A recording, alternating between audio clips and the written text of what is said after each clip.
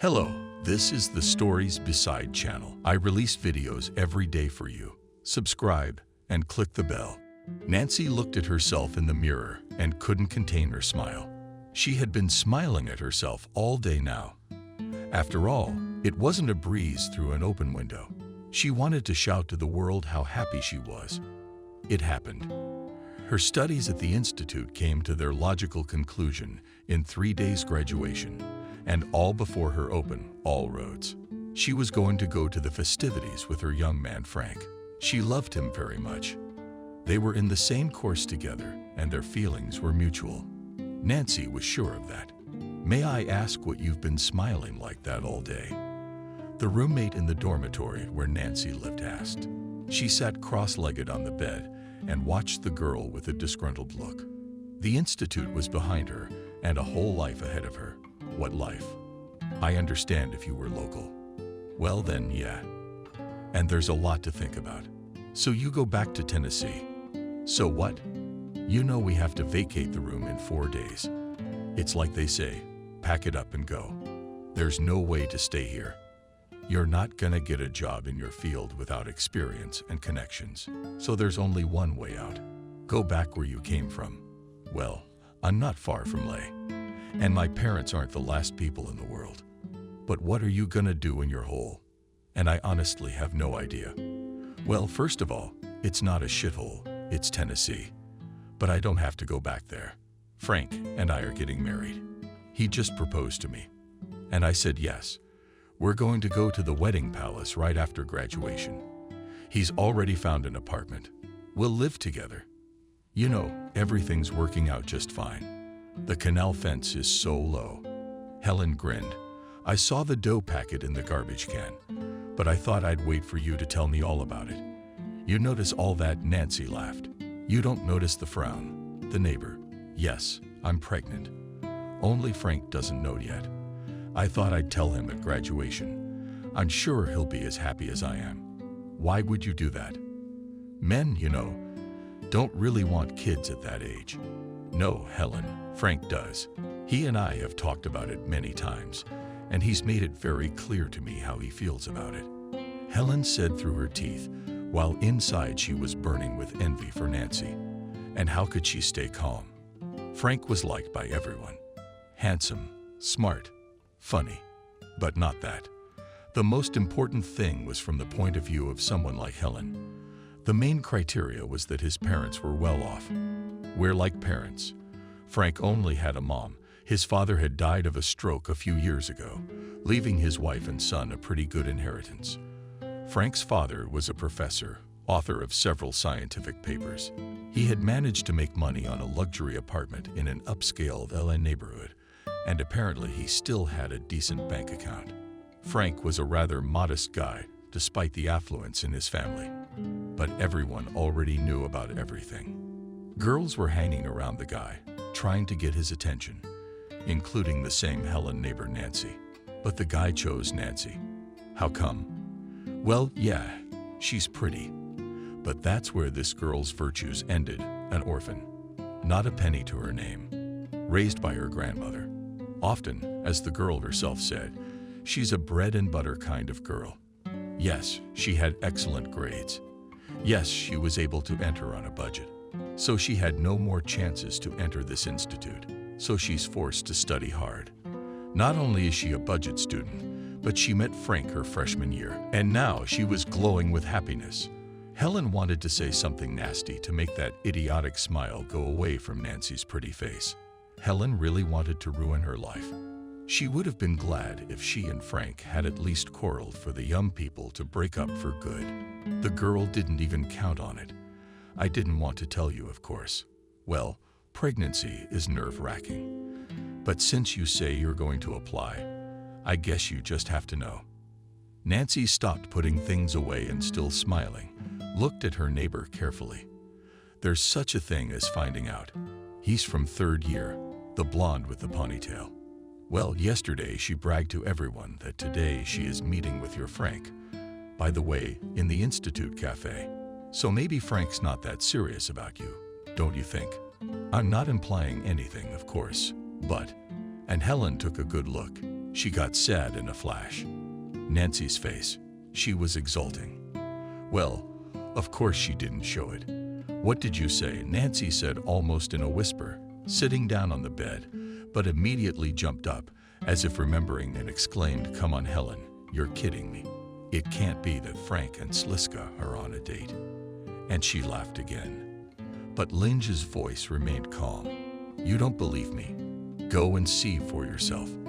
They're probably already there." Nancy believed her lover and did not really want to go. But the seed of doubt that Helen had cleverly planted in her soul was making itself felt. She silently gathered herself, and in 7 minutes she was already at the door of the very Institute Cafe. Stepping inside, the girl began to peer at the customers. Her heart was pounding so loudly that it seemed to be heard by everyone present. Suddenly, she missed one beat. The girl recognized Lisa. The boy, on the other hand, was sitting with his back to her. But even from the back, she couldn't be mistaken. It was him. Helen was not fooled. They were sitting far enough away, and Nancy couldn't hear Frank saying to Lisa, "I confess, I know about your feelings for me, but understand, they are not mutual. I only love Nancy. We're getting married, and we haven't made those eyes. I already asked her to marry me, and she said yes. Understand me and don't take offense." Lisa, on the other hand, noticed her, but she didn't show it. She smiled at the guy. "I'm happy for you, Frank. You are, aren't you? And of course, you and I will remain friends. Can I ask you one thing in farewell?" "Yes, of course. I'm listening to you," excitedly replied the guy, glad that the girl turned out to be understandable. "Kiss me once goodbye." But seeing how he was dumbfounded by such a request, she quickly added a kiss on the cheek. Frank nodded in agreement and reached across the table to his companion. And here Nancy could no longer hold herself in check. She jumped up to the couple and slapped him soundly. "Are you out of your mind?" He jumped up like a scalded man. "Before you fight, you should have recognized the situation. What's there to understand? I'm not blind. After all." "I see," Frank snapped at him. He was terribly embarrassed in front of the other customers and employees of the cafe, who were watching the further development of events with undisguised interest. Nancy, hearing him call her that, turned around and headed for the exit. In the back of her mind, she hoped that he would follow her, catch up with her, and calm her down, and explain everything. But no, things didn't go according to her plan. Glancing over, she saw that he had sat back down at the table and didn't even look in her direction. "You're not going after her?" Lisa inquired quietly.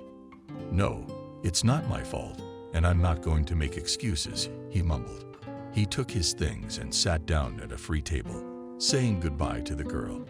Okay, Frank thought. Let Nancy cool down, come to her senses, and apologize first. And if not, then in 3 days graduation. They'll explain themselves there. Until then, I won't even call her. Nancy came into the room like a fury when she left the cafe.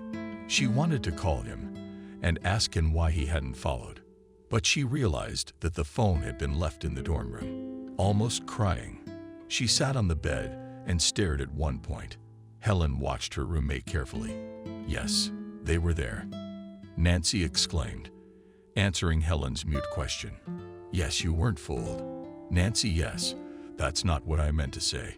When you left, your phone vibrated and your grandmother popped up on the screen. I just remembered that you told me that she's old and she gets very worried when you don't answer the phone. And then she called once, twice, 3 times, and I couldn't take it anymore and decided to answer. But to explain that you went out and there was a guy who said he was a doctor. He said your grandmother's in intensive care. She fell and broke her femoral neck. In short, he asked you to come right away. If possible, we need to sign some papers today. Grandma needs an urgent operation. She's in a very serious condition. Nancy gasped and covered her mouth with her hand. Granny whispered to her, How can it be? We have to go. The girl jumped up from the bed. Thank God, I've almost packed my things. I need to buy tickets. I wonder when's the next one. Yes, I looked already. Helen nodded toward the laptop. The closest one is in a couple hours, but there are only tickets left for the common carriage. Yeah, Nancy said, I'd go standing up anyway. It's only an 8-hour ride. Can you stand it? What are you going to do with Frank? Careful, the neighbor asked. Well, Frank will call me and we'll talk. Now, to be honest, it's not about him, Nancy said, opening her purse and looking in it, she aghast. She didn't have enough money for a ticket. And Jenna from the first floor owes me. The girl exclaimed, I'll be right back, and she stormed out of the room. It's a chance. I've been thinking. They're in a fight. She's going away for a long time. God knows how long it'll take to take care of Granny. She's not gonna leave her. Frank is all upset and can easily be consoled by the fact that he's lonely, plus alcohol. See if she can make it work. Helen smiled victoriously. We just have to make it so they can't call each other. But as she thought, she kept her eyes on Nancy's phone, which remained on the bedside table. The idea came instantly. Helen jumped up, pulled out the SIM card, snapped it in half, and put the cell phone back in. But just to be sure, she immediately dropped it into a glass of Coke. Nancy flew into the room. The girl was excited in her hands, holding a crumpled bill. She saw Helen standing beside her bed and guiltily, glancing back and forth at her, then at her cell phone. What happened? Nancy asked, suspecting something wrong. You see, there's this thing. I got spilled on by my neighbor. Your cell phone rang. I got excited, thought it was the doctor grabbing the phone again. It's just so embarrassing. Anyway, it slipped right into a glass of Coke. I didn't even realize how it happened. And there she was, holding out her soda-sticky hands. Still a wet cell phone. The screen wasn't on. Whatever, Nancy waved it away. She didn't care about the cell phone. It was old anyway. It wasn't a pity. I have to go to the train station. I don't have much time. She ran to her bag and took out her purse to put the bill she had gotten into it. But suddenly she exclaimed, Frank, how will he call me? The SIM card probably doesn't work after a soda either, and I can't recover it. It's not registered to me. What can I do? And I don't have time. Well, hopefully when it dries, it'll work. She was about to leave when she stopped at the door, as if she'd remembered something. She opened her purse, took out a notebook, wrote something on a piece of paper, tore it out and handed it to Helen. I wrote my grandmother's number and my home address here. Hand this sheet to Frank just in case. Helen nodded and told him I was pregnant. This is no time for surprises. The neighbor nodded obediently again. But as soon as the door closed behind Nancy, she tore the leaflet to shreds and tossed it in the trash can. Frank couldn't take graduation. He missed Nancy, and in his mind, he excused her as best he could. Well, of course the girl had a temper. What would I do if I were her? I wouldn't even talk to her. I should have caught up with my girl, explained everything. I should call my friend's cell phone. As luck would have it, it was unavailable. So the guy decided to go to her place. On the way, he bought a bouquet of flowers and her favorite chocolates. He didn't forget a chocolate bar for the janitor. Get up already, smiled the elderly woman, accepting the present. I don't want your girlfriend to sit down. Who will carry the chocolate for me then? Frank laughed and rushed to the second floor, but there was a surprise waiting for him in the room. Nancy's not here, Helen muttered. She's gone home. She was crying yesterday, mumbling something. That you had a fight, and she doesn't want to see you anymore. I don't know what kind of cat got between you two. She was in a terrible state. Nancy couldn't have done that. It's some kind of misunderstanding, I wondered aloud. I'm digesting what I've heard. She accepted my proposal to Nam to marry again. What a misunderstanding. If I understand correctly, she caught herself with someone else. It's her own fault. And by the way, I shouldn't have to tell you this, but I'm going to break my promise to Nancy. I just don't want you to have any illusions that you can make it up to her. Nancy has a friend in her town. She called him before this. And then yesterday he called and she blew home. Strange, Frank continued to mutter. He didn't want to believe what he was hearing. And she turned his phone off. I can't reach her. No, Helen shook his head negatively. She broke the SIM card in front of me, so you couldn't contact her. I told you, she wants nothing to do with you. That's what she said. I'll come home, get a new number, and start a new life. What the hell is this? Frank exclaimed. He couldn't listen to any more of this. Do you know her address in Tennessee? Are you even normal? Yelled Helen at him. Do you hear me? She's with someone else. She doesn't need you. What address? What Tennessee? Nancy has decided to forget you, and my advice to you is to do the same. God, what kind of men are these days? Not a shred of dignity. She ended her monologue with a theatrical sigh. Frank went outside, but he did not understand where he was going or what he was doing. As if he had been hit on the head with a shoe as hard as he could. The puzzle in his head wasn't adding up. It didn't make sense. Nancy loved him. He knew that for a fact. She'd always been honest with him, straightforward. And this guy, and if you look at it this way, the phone's disconnected. She's gone where he doesn't know how to find her. Did Helen tell him the truth? Meanwhile, Helen was watching Frank from the window of her room and smiling smugly. She watched the guy shell-shocked as he weaved his way to his car. Nothing about that Nancy. She'll grieve and forget. And most importantly, no one knows he's free now. Only her, Helen. And she's not gonna miss her chance at the prom. Time passed. Frank drove into the parking lot of his house and grinned when he saw an inexpensive car of domestic production not far from his place. The vehicle directly caught the eye, standing among Lexuses and Mercedes. The guy grimaced, but not because he had something against our cars, but because he knew the owner. It was his uncle, his mother's brother. Very unpleasant and slippery type. Uncle had decided to visit us again, Frank thought. He must have run out of money, so he decided to borrow from his mother again. Now he's going to talk about his hard life. To be honest, I'm not in the mood for his whining. Frank wasn't in the mood much anymore. Since Nancy had left him, those 8 months had flown by like a day. Nancy's phone was still off, so she really had changed her SIM card. At first he had tried to track her down, to find her address, but Canada had refused him, arguing that personal information about students was not released to outsiders. And then he gave up, deciding that if that's what she decided, there was no need to impose. He tried to get involved with other girls. For example, Helen, Nancy's roommate at the prom. She had so stuck to him. But unfortunately, he associated her with Nancy, and so he immediately dismissed the option. Then Helen called again, and Frank had to tell her everything directly, so that the girl understood and did not build illusions. He waited for Nancy to come to her senses and come to him, but it was all in vain. Then he tried to start a relationship with the very Lisa, because of whom there was that unfortunate scandal in the cafe. But it lasted a couple weeks. Then there were other options, but it wasn't the same. He needed Nancy and his heart was closed to the others. He said hello to the parking lot security guards and went to his apartment. Here came Frank Unlikely. Uncle exclaimed happily, settling into the chair across from Frank's mom and holding out the flavored coffee.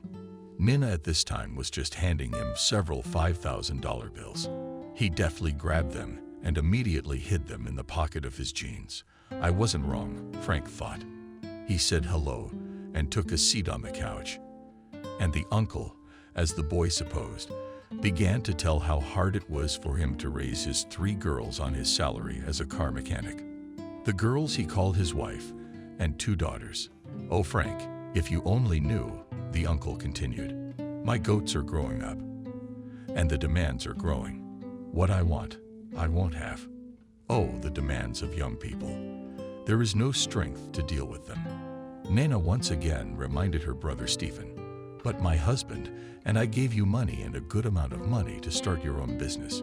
It's your own fault. You're right, of course, but you can't blame me for that. Yeah, I didn't do it right. We used them with a fishing rod. I went along with the girls, so to speak, Well, what's to remember about it now? As they say, one is never wrong in this life. Nana shook her head reproachfully. There was a big age difference between her and her brother, and she had given birth to Frank late after 40. She and her husband had devoted their youth to science, decided that they could give birth a little later. There's no rush. And in the end, the pregnancy never came. And when the couple was desperate, a miracle happened. This late baby became a light in the window for them. Nana could not breathe on him, but despite everything, absorb her parents' love. Frank grew up not spoiled and modest guy. Yes, he lived in affluence and drove a fancy car, but he could not be called a major. Immediately after college, he got a job. And if he knew that his mother had called several people for his employment, he probably would not approve of her action. Nana noticed that her son had been walking around like in water for a long time, but he didn't tell her anything. She decided not to get involved. "What's up, Frank? Tell me how you're doing in your new position. I bet you're making a lot of money," with a note of envy in your voice. Uncle asked. "No," Frank answered calmly. He didn't understand why all Stephen's conversations were about money. Every chance he got, the man insinuated that they were living on everything, while he was pulling a big family and struggling from bread to water. And the beginning, Stephen was pitiful, but with time he realized that the relative, by and large, it was all his own fault. The guy remembered the story when his father and mother decided to help him and gave him money to develop his business. They gave it to him for nothing, which is called gratuitous. And it was probably their mistake. Stephen did not appreciate their impulse, and the restaurant closed all the money in the blink of an eye. Then he didn't show his face to his sister for a couple of years, and after her husband's death he came forward, and since then he became a frequent guest in their house. After sitting in the living room for a while, Frank went to his room. "What's the matter with him?" surprised Stephen, seeing the guy off with a glance. "I don't know," Nana shrugged. "Unrequited love, I think. He doesn't share it himself, and I don't interfere." "Wow," the man grinned. "Even he refuses to share. Tall, handsome. You can tell he's got money, but not everything in Stephen's life is measured in money." Meanwhile, Frank was lying on the bed with his hands behind his head, staring at the ceiling. Suddenly, the phone rang and an unfamiliar number popped up on the screen. The guy was not very eager to talk to someone, but when the phone rang a second time, he answered it. "Dan, hi, it's Jenna, a former classmate of yours. I haven't been able to reach Nancy in a long time. Her number's been disconnected, and I owe her money, and I couldn't pay her back right away. And I'm really embarrassed. It's been a year since I borrowed it. It's not right. Nancy and I don't talk anymore. I can't help you," Frank said distantly. "Oh, really?" Jenna exclaimed. "What about the baby? Did she have an abortion?" "What baby?" From the unexpected question, the guy sat up in bed. "Didn't you know? Nancy was pregnant. I wanted to tell you at graduation. You know, like a surprise or something. She was so excited. And then she told me you proposed, and you were getting married." Frank's heart was racing. It felt like it was about to jump out of his chest. He asked Jenna suspiciously, "Why did she tell you that?" "For example, Helen's roommate doesn't have a roommate." "How would I know?" Jenna replied. "She and I have been friends since freshman year. Maybe that's why I know her grandmother well. I remember when I was a freshman on vacation, we even went to visit her. We had such a great time. We were going to go again, but then things just kind of got crazy. Then she started dating you, and there was no time left for girlfriends." Frank interrupted the girl's story. "So you know her address in Tennessee if you went to see her on vacation?" "Of course I do." Nancy drove the stroller with the sleeping Mike out of the driveway with difficulty. She was lucky they lived on the first floor. There's no elevator in the house. And how, for example, to lower the stroller at least from the third floor? Nancy was scared to even imagine. There was no one to help the girl. With Mike, they lived alone. Early this morning, they had to go to the milk kitchen. And since she had no one to leave her son with, she had to take him with her. She didn't have time for anything. To be honest, she hadn't even gotten the birth certificate yet, and the baby was already a month old. She called him Mike something, of course, but it was never documented. I'm really bad. The mother must have been barking at Nancy and herself, and the granddaughter is no good. She thought she was responsible for her grandmother's death. After the hospital, she took her grandmother home and cared for her as best she could, devoting all her free time to her. But the woman was too old. Age and osteoporosis gave very little chance of recovery. All this time, Nancy never stopped thinking about Frank. She waited for him, never letting go of her grandmother's cell phone. Month 2 passed, but the boy didn't call. What if he doesn't come? Thinking, Nancy thought, how am I going to raise a child alone? And grandma needs it. And soon the belly would appear, and it would become 3 times heavier. The girl was more and more inclined to think about the turnover. After all, it would probably be easier for everyone. While time allows, one should make up one's mind. Once, pondering on this subject, the girl cried, thinking that her grandmother was asleep and did not see anything. But when Marcela stood a pillow, dropped on her knee, Nancy shuddered and looked at her grandmother. It's hard for you, granddaughter said. That I can see that it's hard. You don't even have to answer. And I can sense that's not why you're crying. Did La hurt you? Why don't you tell me what happened? We'll figure out what to do together, okay? And Nancy was quiet for a while, gathering her thoughts, and she told her grandmother about Frank, about the pregnancy, and even about her thoughts about her grandmother. You can't. Nancy, don't even think about such a terrible sin. It's hard for you right now. But realize, time will pass, and you'll blame yourself for your cowardice. Children are happiness. We'll live. We have a place to live. You'll get an allowance. My pension. Many people are not alone in this situation, and worse. It happens, and nothing. They give birth and raise beautiful children. Do you have education too? Nancy listened to her grandmother then, and now, looking at the mechanics, never tired of saying thank you to her for the wonderful and timely advice. The love for it was so immense and all-consuming that from the mere thought that it could not have been born, it sent chills down my spine. The grandmother sadly passed away while Nancy was in the labor and delivery room. When the girl began to have contractions, she first of all invited her neighbor, with whom she had agreed in advance, and then called an ambulance. While the ambulance was on its way, the grandmother took her granddaughter by the hand and barely audibly said, Nancy, I don't think I'll be able to wait for you, but don't be sad. I've lived a long and happy life, and I'm leaving with peace of mind. But you have to promise me something. As soon as you realize that it's time to leave this city and move on, don't hesitate. Sell the apartment. Don't cling to it. This is not where I feel my future lies. Grandma, don't make it up. I'll come back and we'll be fine. You'll wait for everyone and nurse your great-grandson. But it turned out just like Grandma said. A neighbor called her at the maternity hospital and informed her of the death of a relative.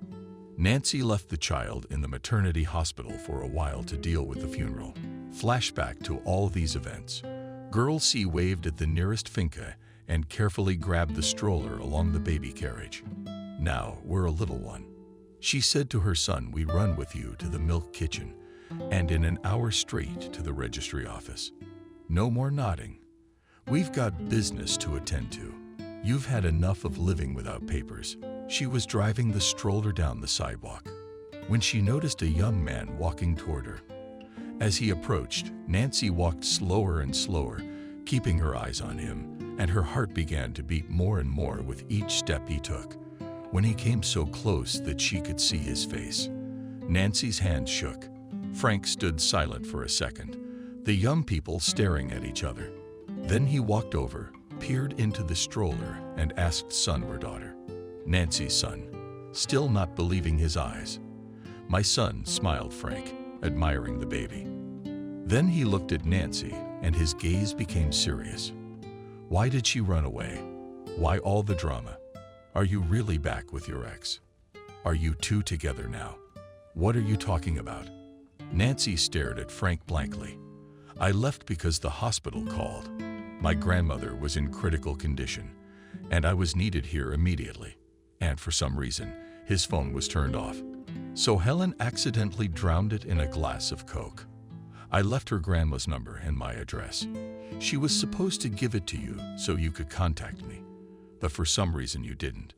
That bastard Helen, she didn't give me anything, but she was all over me. She said a lot of nasty things about you, and he told her everything Helen had told him, how she'd interfered with him at the prom, and then kept him around for a long time afterward. Why on earth would she do such a thing? Nancy pondered aloud after what she'd heard. I could see she was jealous of you, but to stoop to that. Oh well, God help her. You know, you're definitely single. You don't have an ex. No, of course not. Not an ex. Not a real one. But now you're here. I think I'm not alone anymore. The girl smiled and pressed herself against Frank. Not alone, he said, hugging his beloved. Listen, Nancy, can I drive the stroller? Sure, laughed Nancy and moved aside, making room for her father. Where are we going? Frank inquired. First to the milk kitchen, and then we have to go to the registry office for the party to get the birth certificate. They walked in silence for a while, and then it hit the boy. What if I hadn't come? Who would you write down in the father's column? No one, the girl shrugged. There would have been a dash. A dash, he exclaimed. My son should not have any dashes in his papers. Thank God I got here in time, or I'd have made a mess of things. She walked beside him and smiled. She was happy. At Nancy, Frank stayed 3 days and then left as he had to go back to work. The guy wasn't happy that he ended up going off on his own, but Nancy insisted on it. First of all, she was very afraid of her future mother-in-law. She'd seen Nina a couple of times when she'd come to visit her son at the institute, and the woman seemed very strict to Nancy. The girl could not imagine how the woman would treat her daughter-in-law, who suddenly appeared on the doorstep, and even with a child in her arms. They argued about it for a long time, but it was decided that Frank returns home and prepares the mother. In the meantime, Nancy was looking for tenants for her grandmother's apartment. She couldn't sell it yet, getting things sorted out so she doesn't have to come back here again, and arrives with her son and her belongings in Leh. Frank hugged Nancy goodbye and ran to the train station. La did not welcome him very warmly. The wind was blowing. The sky was covered with gray clouds, and Frank's mood matched the weather. This wasn't how it was supposed to be. In his dreams, he was supposed to be walking arm in arm with Nancy right now. Mom wasn't home, though she knew her son was coming. He'd called her, and she'd informed him in a tired voice that dinner was on the stove, and she wouldn't be home until tomorrow. What do you mean tomorrow, Mom? The boy was surprised. You're not coming home for the night. What happened? Where are you? At the cottage, son, out of town. There's a story going around. Uncle Stephen and his family were kicked out of their apartment. Turns out it was mortgaged to the bank, and now they have nowhere to live. So they asked to come here for the first time. Our cottage is empty anyway. We can't leave our relatives on the street. I think it's too much. Frank grumbled through his teeth. Yeah, I know, son. I can't take it anymore. Stephen's been giving me a hard time about it, but I don't even know what to say to him. What was he thinking when he mortgaged the apartment? And why did he need that kind of money?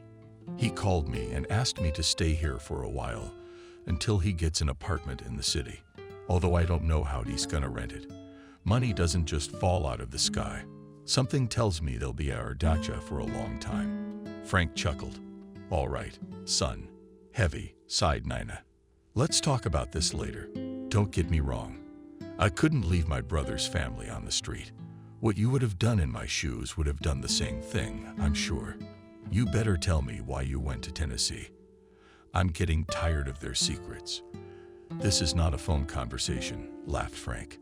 I'll tell you everything as soon as I see you, and believe me, My news will cheer you up. I'll tell you one thing, my life is changing dramatically, and so is yours. Come on back. I can't wait to see how you react. Why didn't you just give him the keys? Why did you drive all the way out here by yourself? I put all our stuff in one room so they wouldn't get in the way. I'm helping to clean up the place. It's been a long time since we've been here. We'll be here for you now. We will be there very often, said Frank, thinking that a country house for a child is just great fresh air and space. When he finished talking to his mother, he dialed Nancy, and he couldn't talk to her enough. They talked for a long time. The boy even forgot that he was very hungry. He didn't want to eat dinner afterward, and having taken a shower, he fell asleep like a baby. Only his head touched the pillow. And in the morning, opening his eyes, Frank realized that he had overslept for work. He hastily got ready and grabbed his keys and ran down to the parking lot. On the way to work, he got into a huge traffic jam, and the cars were moving at a turtle speed. Frank nervously looked around and drummed his fingers on the steering wheel of the car.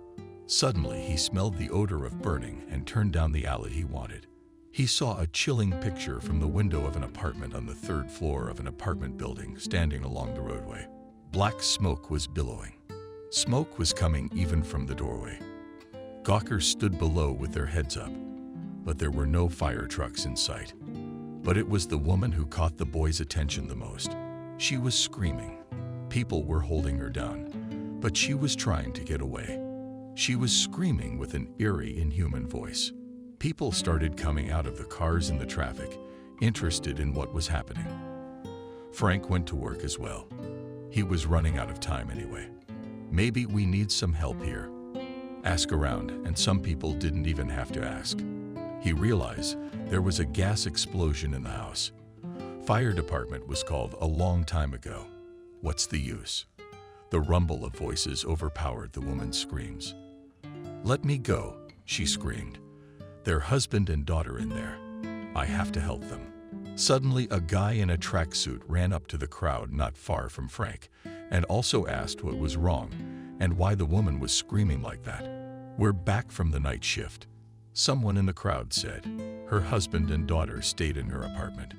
The guy looked at the house, then met Frank's gaze, and they understood each other half-heartedly.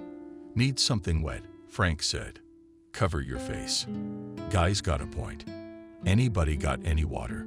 Shouting into the crowd, pulling off his shirt at the same time. Someone handed them a bottle of mineral water. The t-shirt was torn in half, and the guy put his shirt back on his bare torso. Generosity.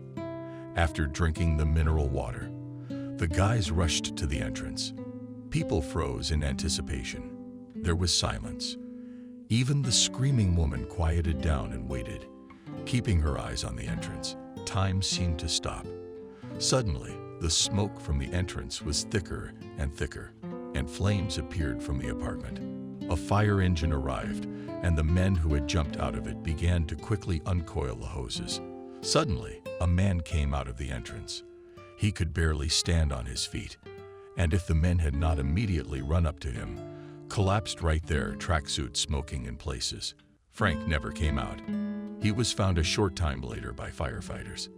When the fire was completely out, and the most tragic part was that in the apartment that Frank did manage to get to, he was completely alone. The woman did not know that while she was on night duty, her husband took her daughter, and they went to her grandmother, and he simply did not have time to inform his wife about it. Stephen and his wife, Lucy, opened the door with a key. They entered the apartment. The man first of all went into the spacious living room straight to the bar. Opening it, he took out a bottle of cognac and whistled. Wow. Look, Lucy, what wealth. I've never been able to get it out of the bottle. What a cheapskate. I used to drink tea before coffee. So if you didn't offer it, then maybe you shouldn't drink it now. Not for you. So the spouse grinned, watching her husband pouring the bottle. When my sister comes out of the hospital, how will you explain yourself? Don't be in a hurry, Stephen snapped, holding the cork in his teeth. Yes, she doesn't give a damn what's in the bar right now. What's missing? You'd better go and look for a robe, a spoon, and some slippers. What else does she need of the hospital? Why did we come here? Lucy went into the master bedroom. She opened the dresser and couldn't help but admire it. What kind of lingerie can Nina afford? She looks like an old woman, and yet she's still at it. This shirt, for example, that's a lot of money. I'll probably never be able to afford such a thing. And our Ninashka, I see she spares no money on herself at all. Lucy pondered, stroking the soft silk of her nightgown. Then she took it out, offered it to herself critically, threw herself in the mirror and quickly folded it back. No, the option was clearly not for the hospital. We'll have to find something simpler. Stephen had spoken to Nina's doctor a couple of hours ago, and the doctor had said that the sister would probably be moved from the intensive care unit to a ward in the near future, and the woman would need her personal belongings. Nina was taken to the hospital straight from the cemetery. The woman couldn't cry anymore. She just hung on the arms of her brother and another man who supported her from both sides. Otherwise, she would have just fallen. Her legs refused to hold her up. So there she stood now with dry lips and eyes red from tears, and watched the huge clods of earth fall on the coffin lid with a thud, giving her head back. There under those spears is her son, the meaning of her whole life, and she would never see him again.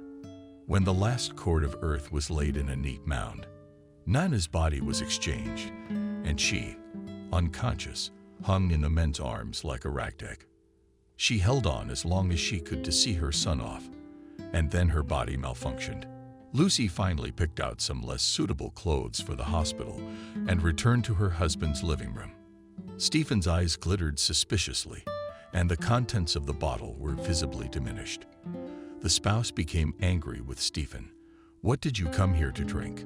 Leave alone this cognac like a little high god. What else should I take? Toothbrush and soap. Yes, take it of course. The man dismissed it. Though something tells me she won't need it all. What do you mean? Lucy wondered. Yes, in the same way. The man explained his thought. Nina, she's old. You can't deny it. And the incident with Frank had done her in. And the doctor on the phone was a little evasive.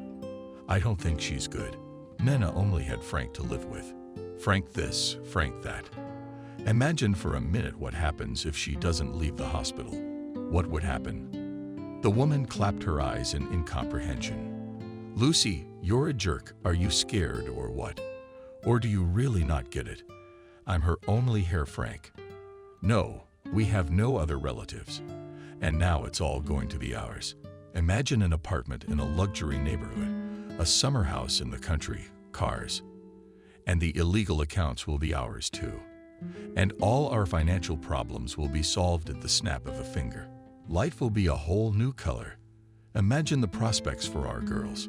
It's a life we can only dream of. Nina, what do you think it'll be for? With what? Dividends from the stock she got from her husband. And all this wealth could be ours in the blink of an eye. And Lucy was thinking. Her eyes were racing. She looked around and made herself comfortable in her chair. It was hard for her to imagine that it was possible to live here in these luxurious apartments without working and drive around in expensive cars. And her daughters could get a decent education. Stephen looked at his wife and smiled smugly. I can see from your eyes that you imagined it, he said, taking a sip of brandy. Hadn't it occurred to you before? The wife shook her head negatively. Yes, said the man. I thought you were smarter than me. Oh well, that's not the point. I'll tell you something else. Even if Nina pulls through, at her age, the loss of her only son is stressful. She won't be able to live on her own. She's gonna need care. And who's going to take care of her? He looked questioningly at his wife. We will, the woman suggested. That's right. And so we'll just have to move here for a long time. She won't last anyway. Well, we'll put up with her for a couple of years, and then everything will be according to our plan. So, my dear Zhenichka, in any case, the way you and I have won in these very chalets from the cottage, she will not kick us out. In fact, she doesn't need the summer house. I'll ask her for Frank's car for a while. And then, maybe she won't take it away. In short, everything is going well for us." Lucy looked at her husband in a different way. She realized that her husband was 100% right. Of course, Frank is a pity. Young, handsome guy. As they say, he's got a lot to live for. But on the other hand, with his death, he gave a wonderful future to a whole family and cousins. Lucy even squeezed his eyes shut with pleasure, imagining him and his daughters into the future, when a short trill sounded in the corridor. It was an internal security system, her husband explained.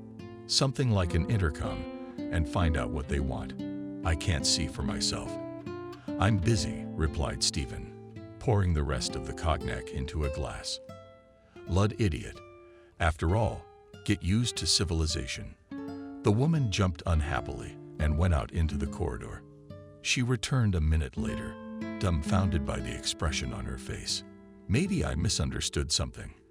But the guard said there was a girl with a baby at Nana's. Claims it's supposedly Frank's son. She couldn't stay in Tennessee anymore. It was unsettling. There didn't seem to be any apparent reason to worry, except that she couldn't reach him every day. The phone was unavailable. She didn't want to believe Frank had left her again, which meant something had happened. Her imagination painted different pictures, like a car accident or that he was all renamed hospitals. After studying in complete ignorance for a week, she decided to go to Lay. Her neighbor by then had hinted several times about her relatives looking for rented accommodation. She, without thinking long, handed her the keys to her grandmother's apartment. She didn't really care who moved in. She urgently needed to find out what had happened to her boyfriend. The girl's luggage was an impressive size, and she had a baby on her hands. In Tennessee, she got lucky. The cab driver who drove her to the station turned out to be a normal man and helped her carry her bags to the train. But when she got off the car and onto the platform in Lay, there was a problem. There was no one to meet her, and to carry a child and 2 huge bags with things was simply unrealistic. The platform was empty, and no one paid attention to the confused mom and child. Suddenly, a pleasant voice sounded from behind. "They forgot about you, sweet girl. Can I help you?" "That would be fine," smiled Nancy, seeing a man of pleasant appearance. A shot of Frank. She knew him like the back of her hand. Back when they'd been in college, and he'd given her nightly tours of LA at night. He'd shown her where he lived. But the fact that you could only get into the courtyard of an upscale building with the permission of the residents, she didn't know that. A young security guard came out of a cabin next to the barrier and raised an eyebrow questioningly when he saw the bags on display. "Are you moving in with someone?" The guy smiled, but the smile instantly disappeared from his face. When he heard who this girl was moving in with, he blurted out without thinking. Frank had died a week ago in a fire. Varied already. Many girls instantly became military, and she faltered. She remembered in time about the baby and sank down on one of the bags. It was hard to breathe, blood on her temples, so her premonition had not deceived her. She knew something terrible had happened. The guard already regretted his action, but it was too late. "Young lady," he turned to Nancy, "maybe you should talk to Nina Grigorievna. That's Frank's mom. I know who it is." Nancy nodded, trying not to burst into tears. "Yes, that's probably for the best. After all, I should let her know that Frank has a son. Or maybe he even knows." If Frank did, she couldn't finish. Emotions took over. Nancy sobbed. The guard fussed. He reached into the guardhouse with her bags and quickly dialed Nina's number. But a man and a woman came down to them instead. "What happened?" "Overhead?" asked Stephen the guard deliberately, pretending not to notice Nancy. "Stephen, here is a girl claiming that her child, Frank's son, and would like to see Nana." "Bullshit," exclaimed Stephen. "Frank doesn't have children. I'd know. Now any girl off the street can come and say that her child is Frank's son or daughter. What are we supposed to do with them all? Get her out of here and don't let the rabble in and distract us for nothing." Stephen gave instructions without once looking at Nancy, but the man's words struck a chord with her. She raised her head proudly and said, "I have the papers." Frank recognized his son just before he died. He's listed as the father on the birth certificate. And if you think I'm after his money, you're wrong. I just want to see Nina. She doesn't have any more children, as far as I know. And if she finds out that Frank has a son, her grandson, it'll be easier for a woman to deal with that loss. But if it turns out she doesn't want a grandson, I'll leave, and you'll never hear from us again. Stephen outwardly was completely calm, but inside he had all the bells of anger. Parshiv appeared here to save everyone's benefactors. And the worst of what he heard was that Frank managed to recognize his son. That complicated everything. It turns out that now Nina has a grandson, legal heir, and everything they dreamed of with Lita, half an hour ago, collapsed overnight, like a house of cards. There was no way this was going to happen. Something had to be done. But what? The man fought feverishly. The first to come to his senses was his wife. She looked out from behind her husband's back and in a sweet voice for her husband. Poor thing, just from the road, and even with infants in her arms, it must be. And there's such grief. Nina's not well at all. She's in the hospital. It's been hard on her. Yeah, well, so have we all. This is Stephen. She pointed to her husband as her brother-in-law. And Lucy is his wife. So we're all related. Why don't you get in the car and come back to our place for a while? We live in the country. We can't just leave you here. You can stay with us until Nina gets back on her feet, and then you'll meet us. I'm afraid if you're lying to her now, your great-granddaughter won't make things worse. She's still very weak. She elbowed her husband in the side. What are you standing there for? Quickly start the car. The girl's hungry from the road, isn't she? The guard did not have time to even think of anything as the newfound relatives loaded the bags into the car, put the nanny and the baby in it, and gave gas.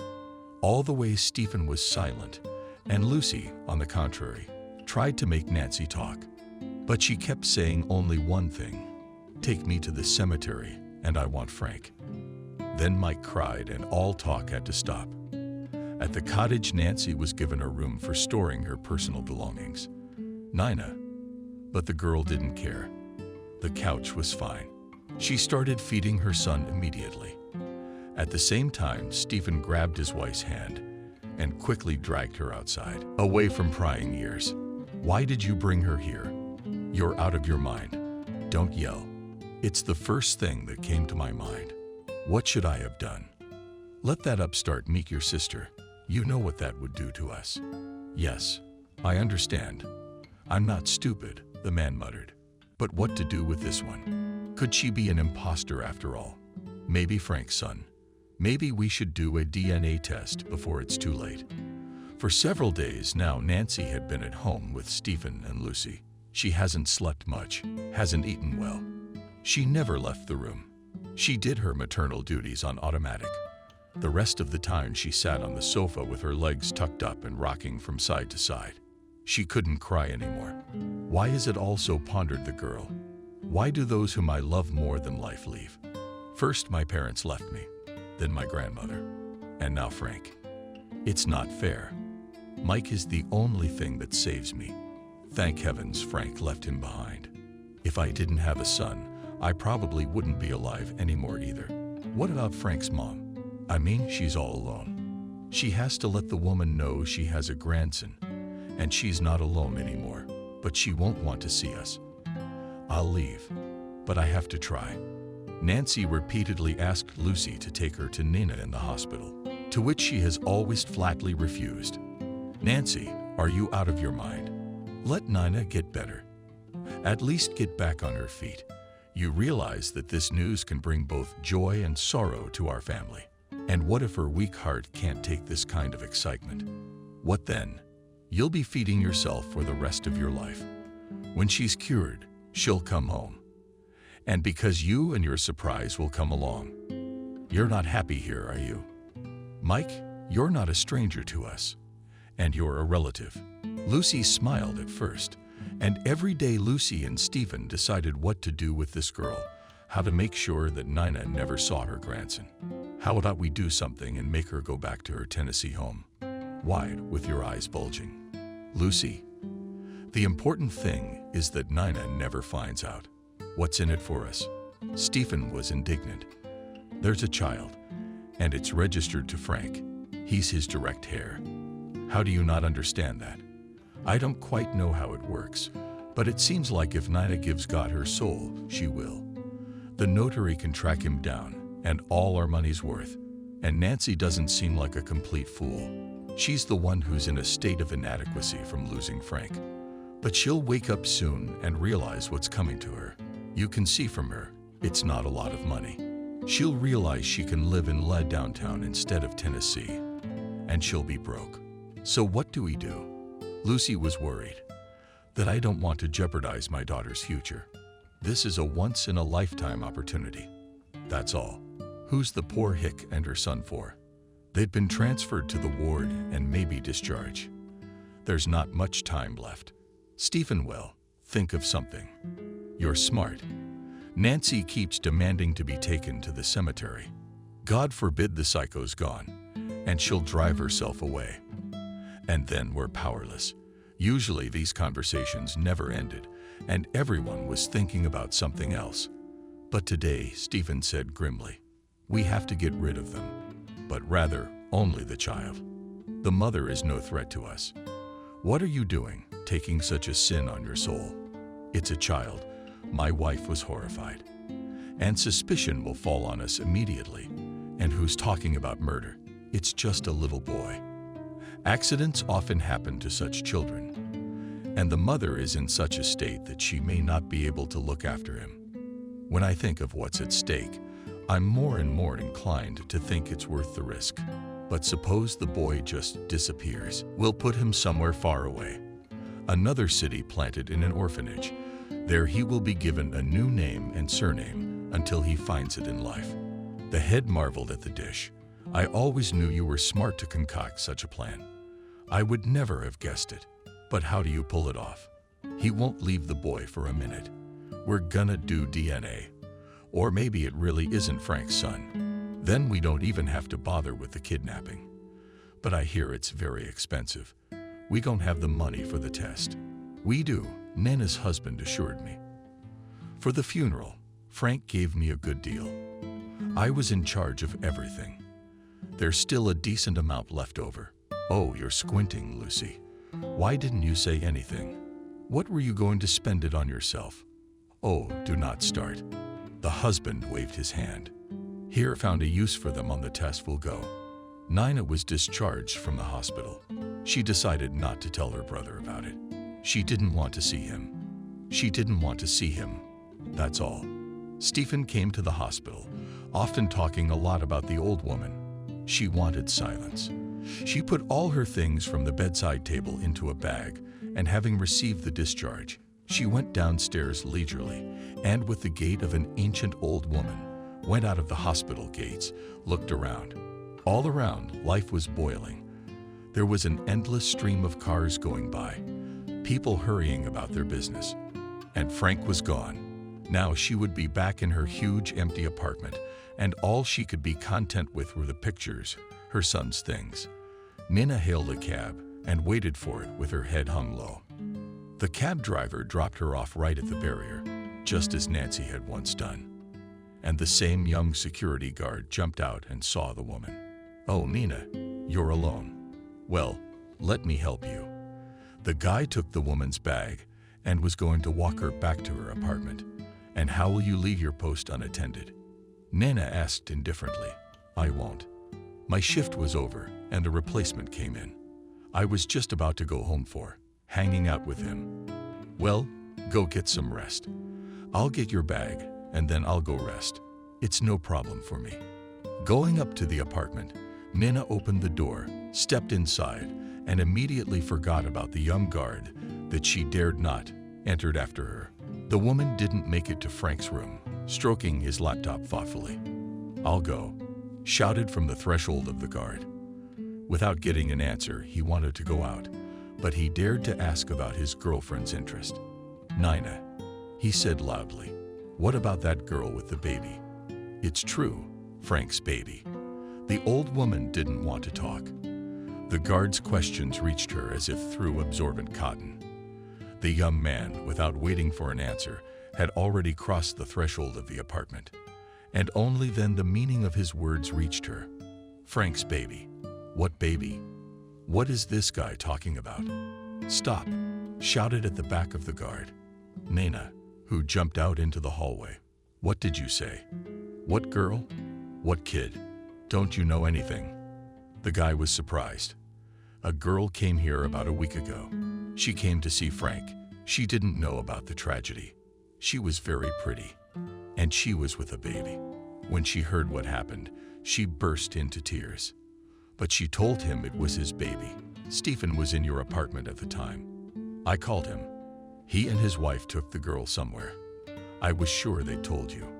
Nancy couldn't stay at the cottage any longer. She'd been here over a week, and they still hadn't taken her to the place she was most anxious to go, to Frank's cemetery. She fed Mike, walked around the room with him.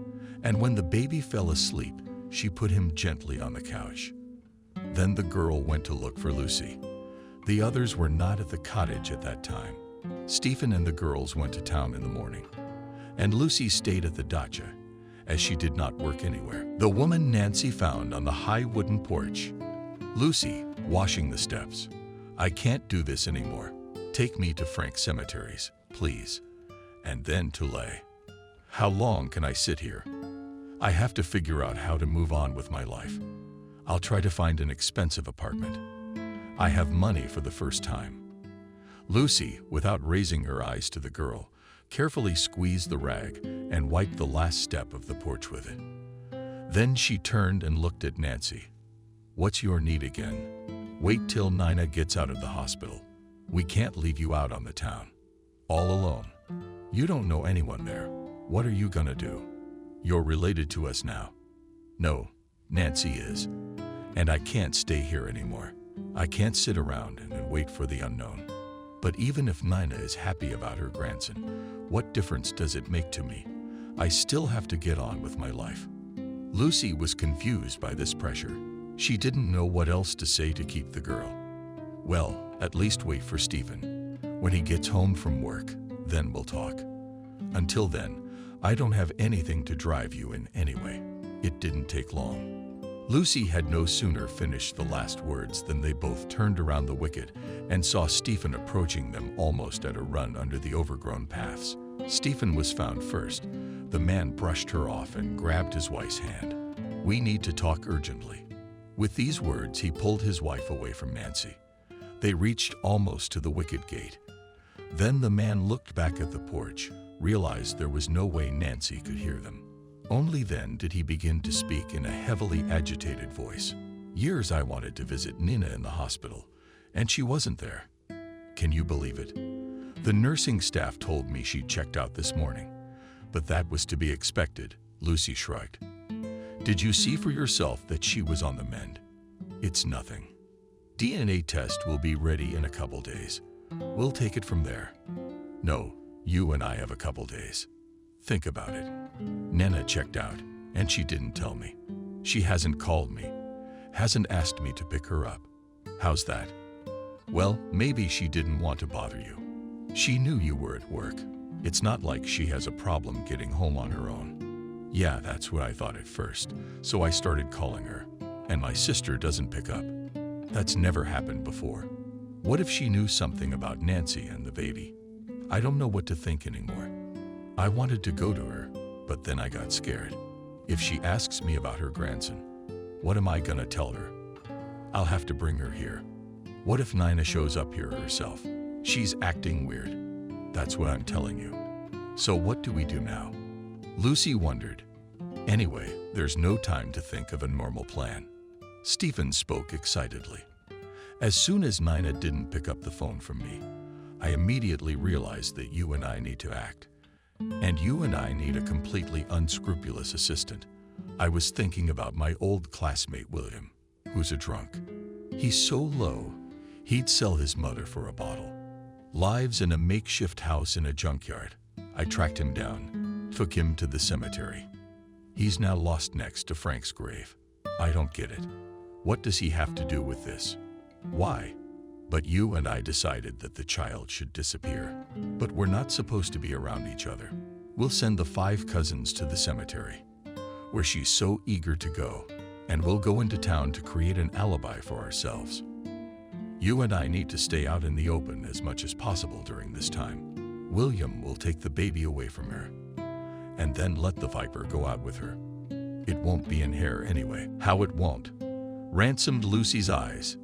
He's gonna what? He'll just take him to the dump in his shack, keep them there for a couple days, and then we'll take it from there. They'll be undetectable there, that's for sure. The cops won't even think of looking for a kid in a dump. But I don't know, Lucy sighed. To be honest, the plan is a bit dubious. Well, maybe you can think of a better one. Doubtful, not doubtful. It's the only one we have right now. If we don't act, either he's gonna show up here or the girl's gonna run away. That's for sure. Lucy nodded. She can't wait. We were just talking about it. But you see, I'm right. So let's go. Whatever. The couple arrived at the porch, where Nancy was still shuffling from foot to foot.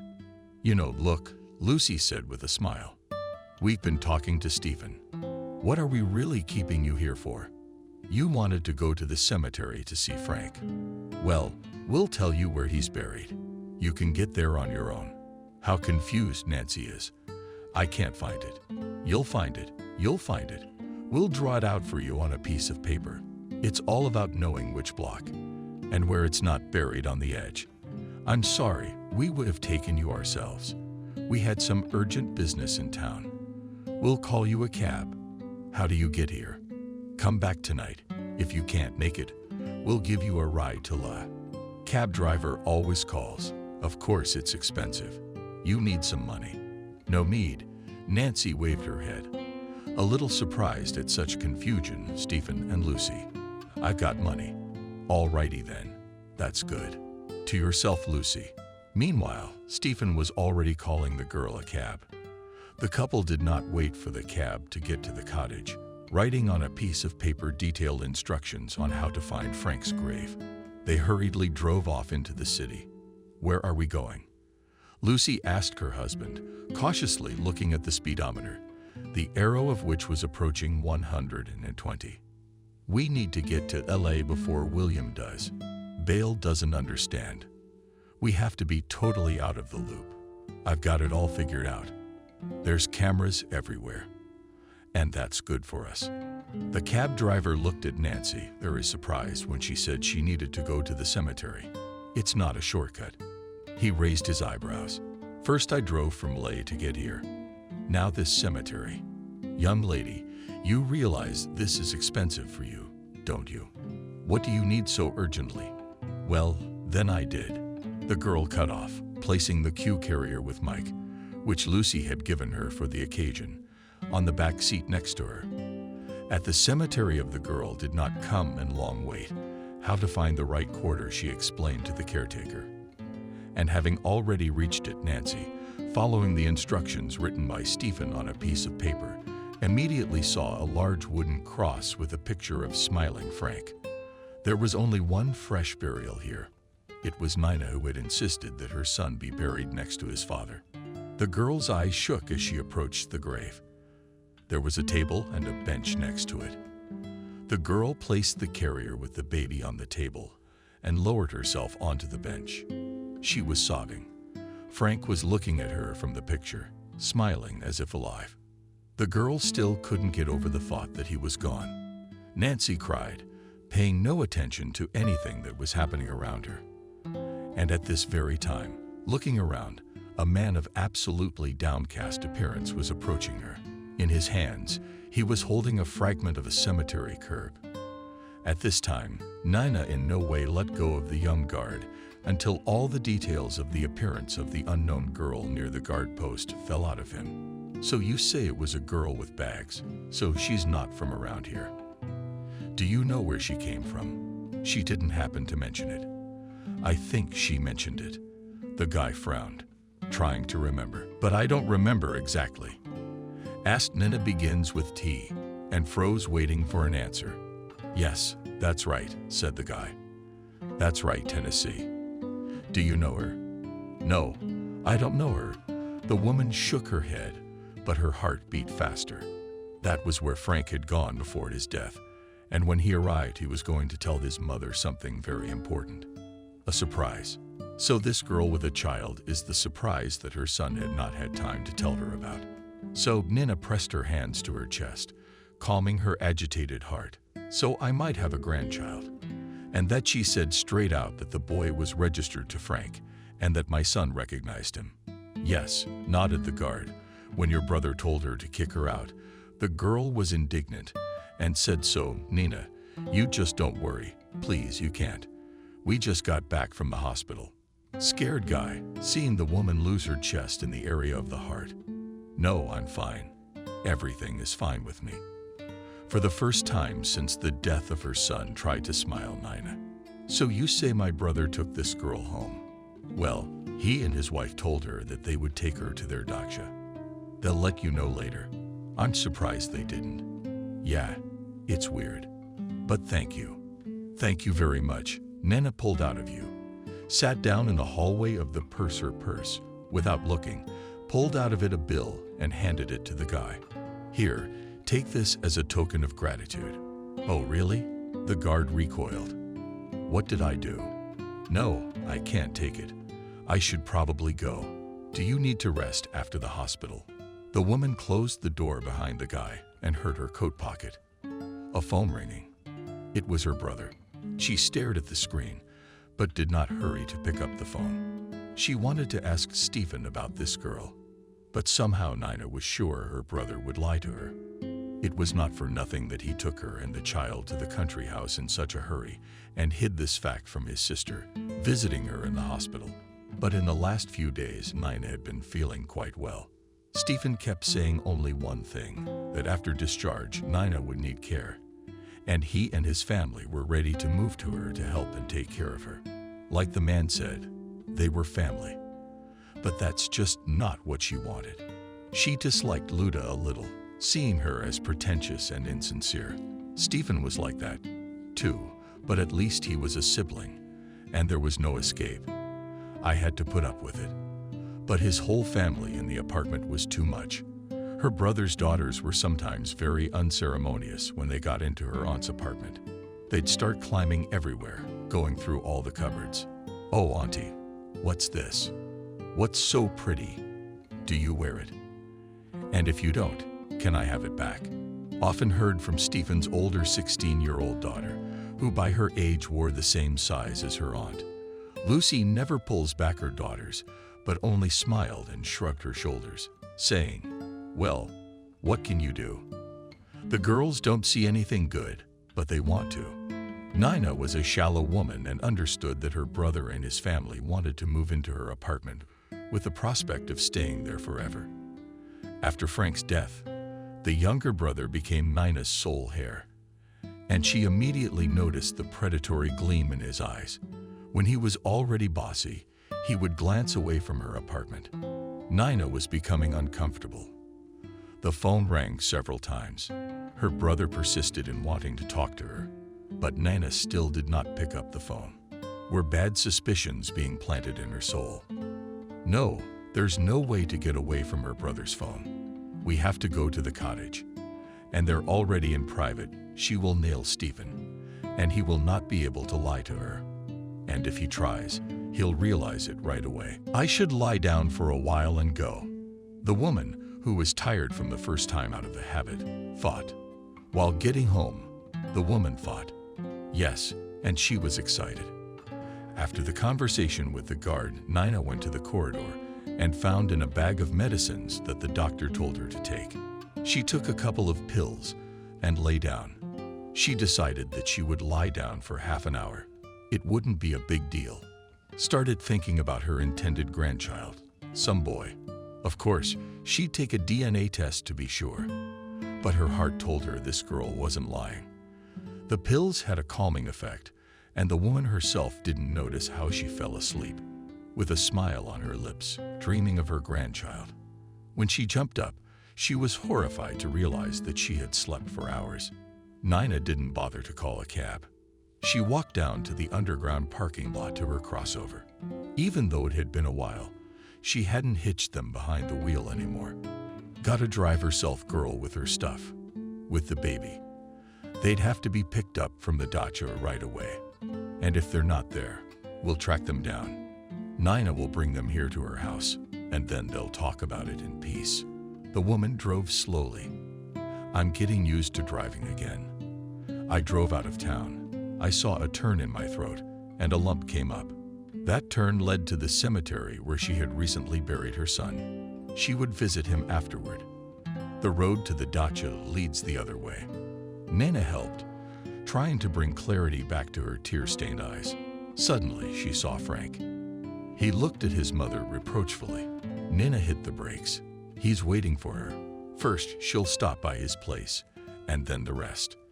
The woman turned abruptly on the road across the solid line, violently breaking something she'd never done in her life, and back to the cemetery turnoff. By now, she had already drowned the gas pedal, hurrying as if she were late for somewhere reproachfully, and her son's face was chasing her forward. The crossover was rushing at a high rate of speed. Arriving at the cemetery, Nina forgot to lock her car and almost ran down the tiled path. Turned right and saw a wooden cross next to my husband's monument. What's that on the bench? Clasped his face in the palms of his hands and shakes sobs. Sitting a girl. Next to it on the table is a baby carrier. Nina immediately realized who it was, but then she saw how nothing noticed around her. The girl is approached by a homeless man. In his hand, he had a fragment of granite fence. He approached the girl from behind and swung around, hitting her on the head with this very fragment. The girl collapsed from the bench, and the man grabbed the table and carried it. Now, Nina realized why she had rushed here. Why was the image of her son tracking her? The woman dashed out of the path toward the burial grounds and hid behind a large monument. The bum of the transference ran in her direction. When they appeared with the place where the woman was hiding, the one jumped out. She snatched the carry with both hands and started screaming like a madwoman. Give it to me. Give it to me now. Help me. Help me. Somebody help me. She tried to scream as loud as possible to attract the attention of the other visitors to the cemetery. It wasn't deserted at this time after all. The man was frightened, looking around. At the same time, with all his might, pulled the carrier on himself. But Nina clung to it with a dead grip and continued to scream louder and louder. At last her sins bore fruit. The cemetery caretaker ran toward them. The bum had missed the Russian socks and threw himself on the iron. The cemetery caretaker ran up to the woman who continued, clutching tightly to her, the carrier with the baby, and shouted, "What's the matter with you? Did he hurt you?" "Well, William, I'm gonna get it from you." William suddenly asked Nina in a normal voice, "Do you know him?" "Who doesn't know William?" The caretaker waved in the direction of the fleeing man. "He used to work in rituals, digging graves. Yeah, got kicked out for being drunk. Then he started coming here from the graves to collect offerings. I chased him off." "What happened to you?" "There was a girl running Nina down the lane. Your William hit her on the head and tried to kidnap this kid. Call an ambulance." Consciousness returned to Nancy slowly. There was a fog in her eyes. Through this fog, she discerned, leaning skyward above her, a seemingly familiar face. Frank held out his hand to the girl. "Frank, it's you." Consciousness cleared in front of her eyes brighter, and Nancy recognized the woman. "Nina, and I've been looking for you. You surprised me, you know. Have we met?" "I saw you at the Institute when you were visiting Frank," answered Nancy, and suddenly remembered that she had come to the cemetery with her son. "Mike, where is Mike?" Nancy tried to jump up, but immediately a sharp pain pierced the back of her head. She groaned and grabbed her head. "The boy is fine," Nina reassured the girl. "He's awake, but he's not even crying. Such a little hero. And it's true, my grandson. You can rest assured," whispered Nancy, writhing in pain. "Only I can't remember what happened to me. Where you came from. and why my head hurts so much. I'll tell you all about it, but later. Sit still and don't make any sudden movements. The cemetery caretaker called an ambulance for you. He himself ran to the gate to meet it. And for the second time in a short time, the ambulance came to this cemetery and to the same place. Nancy walked to the car, holding her head and staggering a little. Next to her was Nana, carrying Mishka, in short, like the world's most enormous jewel. At the hospital, Nancy had an emergency MRI, and the doctor hurried to reassure Nana.